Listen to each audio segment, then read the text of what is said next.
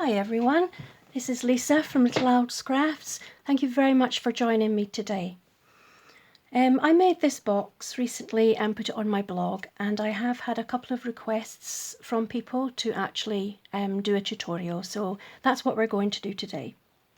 It's quite a small box, very, very simple to do. The way I actually came up with the design of this box is I have a post-it note holder. Like that, and I was having a look at it and thinking, I'm sure I can come up with something similar as a box to keep some things in, and that's how I came up with this box. You could of course use it as a gift box. It would be lovely to pop some chocolates in or something like that, or you could use it to store some of your small embellishments. So the first thing you're going to need for this box, you're going to need a piece of card that is 9.5 this way by 5.25, and you're going to need a piece that is 7 this way by 6. You're also going to need a piece of Whisper White card that is 5 inches by 4 inches, and you will need a small piece of ribbon about 2.5 inches long. For this card here, I used one of the beautiful new In Colours Fresh Fig. I absolutely love this colour, it's so beautiful, but I find it very hard to choose whether this is my favourite or whether this one is. This is the Tranquil Tide, which I love equally. So that's why I've chosen to do this colour for the box today. So let's get going. The first thing we need to do is to score our pieces of card. That there, so you can see it. So the long piece of card, you're going to score on the long side at 4.25 inches. 4.25 and at 5.25. The smaller piece you're going to score at 1 inch all the way around.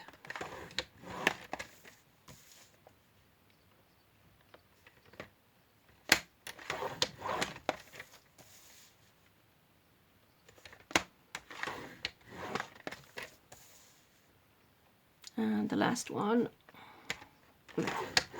Okay, that's all the scoring that you need to do. Now this one, before you're going to burnish the fold lines, you're going to cut into the corners first of all. So you're going to cut in this one. I hope you can see that okay. I hope you can see the score lines. I'm just cutting this score line up to where it meets the other score line. And then I'm going to turn it around and I'm going to do exactly the same on the other corners. So you now have each corner with a cut in it. So then you need to burnish all of your fold lines. Make sure you get the little corner ones as well.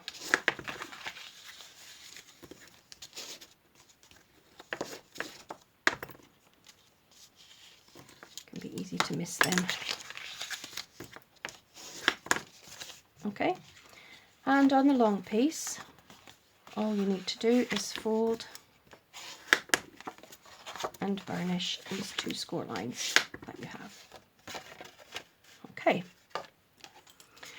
Now, to join the corners together, I quite often use just a glue runner, but I do find that if it's a box that you're maybe going to be using quite a lot, or if it's something you want to give a gift in, you want something that's going to be a little bit harder wearing.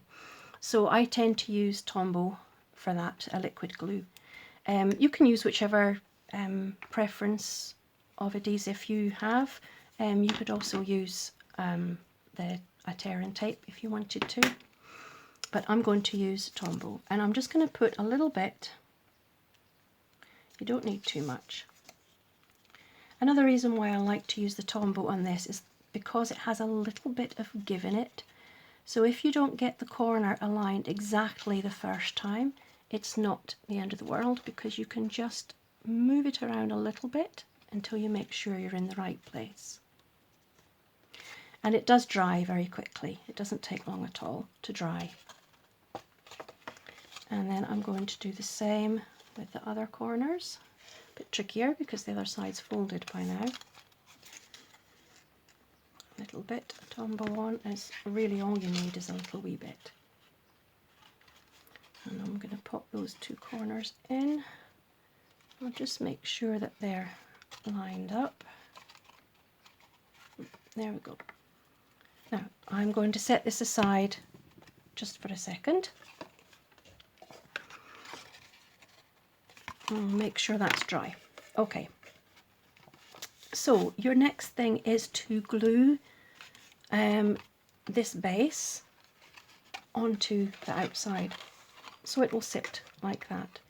So you need to be very careful when you're gluing. You want your lines to line up, obviously, your fold lines at the back, but you also, I hope you can see that properly, want to make sure that the little gap that is at the sides is actually the same all the way around, that you have it centered. So I found the easiest way to do this was to start by sticking it on the back piece like that and then flattening it down. For me, that works the best. So I'm just going to put a little bit of Tombow along here, and then I'm going to make sure, I know it's difficult because of a bit of shadow, but I'm just going to make sure that this is lined up the same either side, and also that, I'm sorry, you probably can't see in the camera, I want to make sure that it is lined up exactly with that score line, so that when I do that, it is going to sit exactly on the bottom. So you just need to just play around with it just a little bit. This is another reason why Tombow is very good, because it does give you that little bit of manoeuvrability, that you can check it's in the right place before it dries, when you're happy with it. Okay, so once you're happy with that, all you need to do now is put some Tombow across the bottom. I'm being quite generous because I do want it to actually stay. I don't want it coming apart at any time. As I said before, particularly if this is a gift to somebody else, you really don't want it coming apart at any time at all. Now, just checking that that is even on both sides. If you see, I notice that mine's coming away a little bit at the ends there. That's fine, just go back in. I've obviously missed that corner with the Tombow, and make sure that your corners are actually stuck.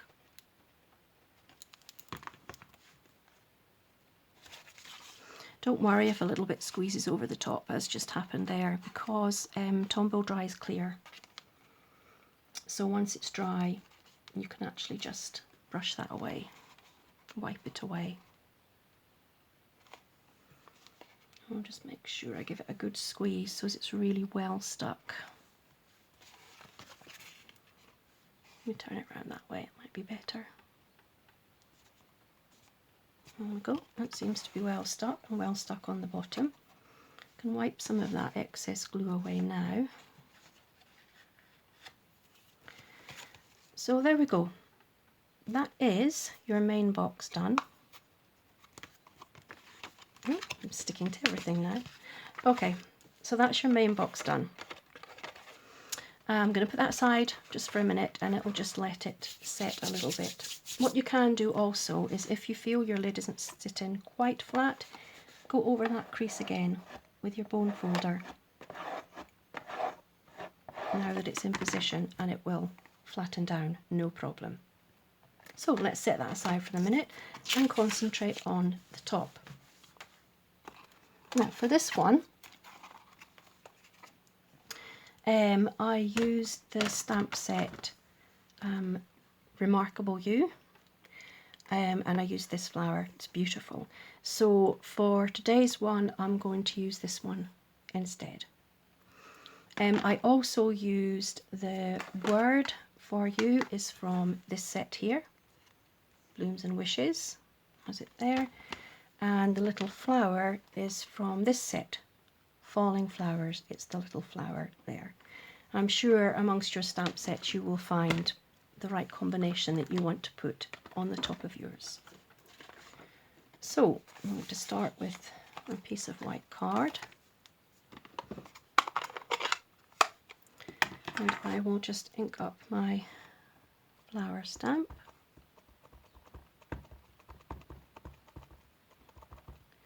And I'm going to stamp it just slightly off center so that I can fit the wording in. So I'm going to stamp it there. Okay, a good press to make sure I get a nice sharp image. And I'm going to stamp the For You using the same colour. Oh, I should have said this is actually Tranquil Tide that I am using just now to match the cardstock. And I'm going to pop that just in the corner there. And I'm going to use Pool Party for the small flower. So let's just pop a couple on randomly. There we go, that will do. Okay. Now you'll notice on my box, where have I put it? Over here. That on the top layer, I'm not sure if you can see, I have just made a series of holes around the edge just to give it a little bit more of a decorative edge rather than just plain. If you wish to do that, it's very simple. I'm sure many of you have done it before anyway. All you need to do is take your piercing tool and a ruler. That's all you need, and then just line up the ruler with whereabouts along the top you would like your holes to go, and just start punching all the way along. Try not to press it in too hard so as you get your holes nice and even. Now I thought it would take too long on camera for me to sit and punch all the way around, so I made one before that is pre-punched. I do apologise, I keep knocking the camera and shaking it. Here's one that I have already done for you. So all I need to do now on there is pop on a couple of rhinestones onto the flowers there. You don't need to use rhinestones, you could use pearls or anything really, or just leave it plain. And pop them on there. Okay. And that just needs to be attached to the top. Now, for attaching this to the top, it's not going to need to survive any pulling about because it's fixed. So I am just going to use my glue runner to attach this to the top of my box.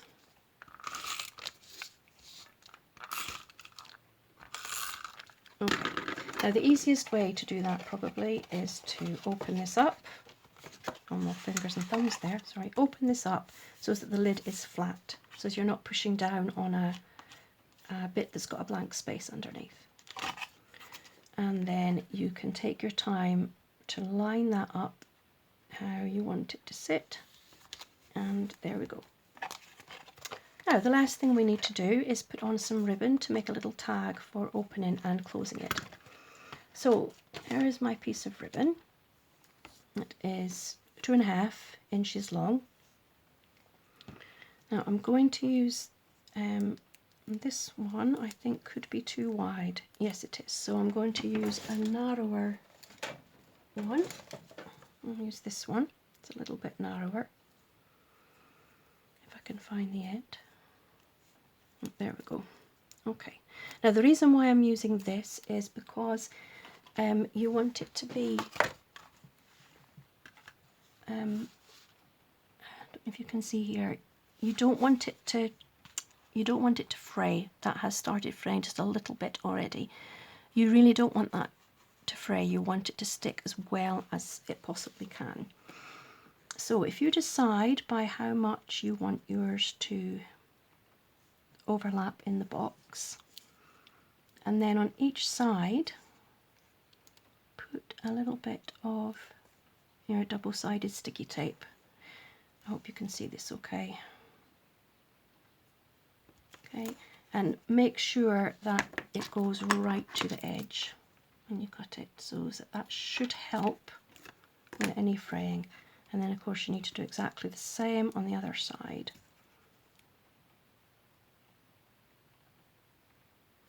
On this side, yes, on this side, because you want to stick this bit down this way. So yeah, I almost stuck it on the wrong place there. Let's just put a little bit on the end, on this, on the inside. Again, just cut it. Okay. So if you peel off this top bit here, it's going to be stubborn and not peel off.